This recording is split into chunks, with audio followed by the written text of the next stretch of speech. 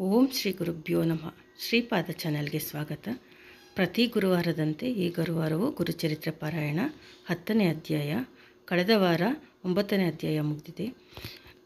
ಶ್ರೀ ಗುರುಗಳು ಪ್ರತಿದಿನ ಗಾಣಗಾಪುರದಲ್ಲಿ ಭಿಕ್ಷೆಗಾಗಿ ಬರ್ತಾರೆ. ಇದು ಒಂದು ನಂಬಿಕೆ.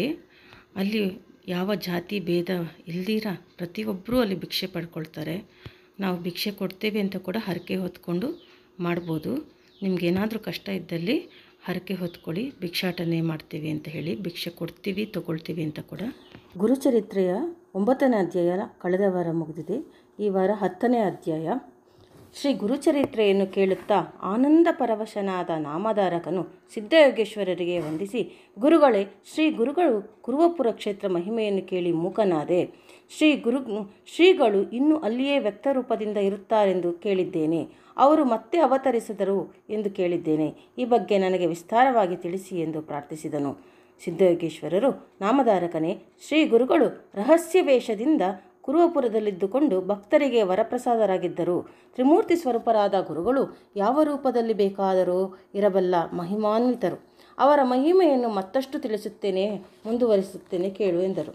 ಕುರುವಪುರದ ಸಮೀಪದಲ್ಲಿ ಕಾಶ್ಯಪ ಗೋತ್ರದನಾದ ವಲ್ಲಭೇಶವೆಂಬ ಬ್ರಾಹ್ಮಣನಿದ್ದನು.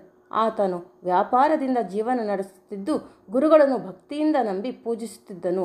ಆತನು ತನ್ನ ವ್ಯಾಪಾರದಲ್ಲಿ ಲಾಭ ಬಂದರೆ ಕುರುವಪುರ ಕ್ಷೇತ್ರದಲ್ಲಿ 1000 ಜನರಿಗೆ ಅನ್ನದಾನ ಮಾಡುವೆನೆಂದು ಹರಕೆ ಹೊತ್ತನು. ಆತನ ಬಯಕೆಯಂತೆ ಆ ಬಾರಿ ಅತ್ಯಧಿಕ ಲಾಭ ಬಂದಿತು.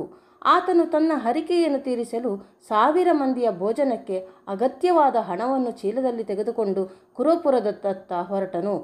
ಇದು ಕಳ್ಳರಿಗೆ ತಿಳಿಯಿತು. ಅವರು ಕಪಟದಿಂದ ತಾವು ಕುರುವಪುರ ಕ್ಷೇತ್ರಕ್ಕೆ ಹೊರಟ ಯಾತ್ರಾರ್ಥಿಗಳಂತೆ ನಂಬಿಸಿ ವಲ್ಲಭೇಶನನ್ನು ಹಿಂಬಾಲಿಸಿದರು. ಶ್ರೀ ಗುರುದರ್ಶನಕ್ಕೆ ಹೊರಟ ವಲ್ಲಭೇಶನಿಗೆ ಇವರ ಮೋಸ ತಿಳಿಯಲಿಲ್ಲ. ಹೀಗೆ 3 ದಿನಗಳು ಕಳೆದ ನಂತರ ರಾತ್ರಿಯ ಹೊತ್ತು ಆ ಚೋರರು ವಲ್ಲಭೇಶನ ತಲೆಯನ್ನು ಕಡಿದು ಹಾಕಿ ಅವನಲ್ಲಿದ್ದ ಹಣವನ್ನು ಚೀಲವನ್ನು ದೋಚಿದರು. ಆಪದ್ಬಾಂಧವರಾದ ಶ್ರೀ ಗುರುಗಳು ಆ ಸಮಯದಲ್ಲಿ ಜಟಾಭಸ್ಮ ತ್ರಿಶೂಲ ಸಹಿತರಾಗಿ ಅಲ್ಲಿಗೆ ಬಂದು ಕಳ್ಳರನ್ನು ಕೊಂದು ಹಾಕಿದರು. ಆ ಕಳ್ಳರ ಗುಂಪಿನಲ್ಲಿ ನಿರಪರಾಧಿಯೊಬ್ಬನು ನಡೆದ ಸಂಗತಿಯನ್ನು ಶ್ರೀ ಗುರುಗಳಿಗೆ ತಿಳಿಸಿದನು.